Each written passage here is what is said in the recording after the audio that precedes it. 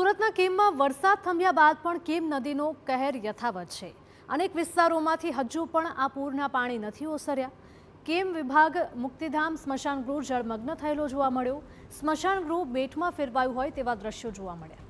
સ્મશાનમાં રાખેલા લાકડા સહિતનો તમામ માલસામાન પલળી ગયો છે। લોકો મૃતદેહને અગ્નિ સંસ્કાર માટે અન્ય સ્મશાન ગૃહે લઈ જવા મજબૂર બની રહ્યા છે।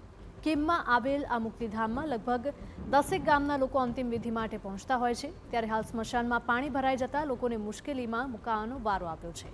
તંત્ર સત્વરે કોઈ પગલાં લે તેવી સ્થાનિકોની માંગ છે। 10 ગામને ઉપયોગી થાય છે। હવે એ સ્મશાન ગૃહમાં પાણી વરસાદનું પાણી ઘણું ભરાઈ જવાથી જે સ્મશાનના જે લાકડા હોય એ લાકડા ભીંજાઈ જાય છે। એના હિસાબે જે અહીંયા મૈયત આવે છે, લાશ આવે છે, એ અગ્નિ સંસ્કાર કરવામાં તકલીફ પડે છે। સુરત જિલ્લામાં મેઘરાજાએ વિરામ તો લઈ લીધો છે, પણ ઘણી જગ્યાએ હજુ પૂરના પાણી ઓસર્યા નથી।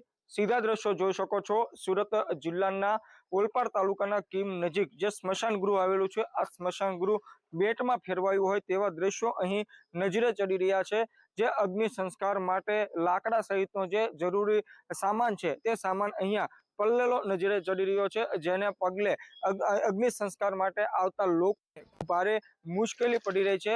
ઘણા જે લોકો છે તે મૃતદેહ અન્ય સ્મશાન ગૃહમાં અગ્નિ સંસ્કાર માટે લઈ જઈ રહ્યા છે। સીધા દ્રશ્યો જોઈ શકો છો કે નજીકમાં જે પસાર થતી જે ખાડી છે તેના પાણી આ સ્મશાન ગૃહની ચારે કોર ફરી વળ્યા છે, જેને લઈને લોકોને ખૂબ મુશ્કેલી પડી રહી છે। રાહતની વાત એ છે કે વરસાદે વિરામ લીધો છે, ધીમે ધીમે પાણી ઓસરી રહ્યા છે। ત્યારે જે રીતે સુરત જિલ્લામાં ભારે વરસાદ પડ્યો, જેને પગલે નદીઓ અને જે ખાડીઓ છે તે ગાંડી તૂર થઈ હતી, ઠેર ઠેર જળબંબાકારની સ્થિતિ સર્જાઈ હતી। ત્યારે આ સ્મશાન ગૃહમાં આ પ્રકારના દ્રશ્યો જોવા મળતા જે સ્થાનિક લોકો છે તેઓ ચિંતામાં મુકાયા છે।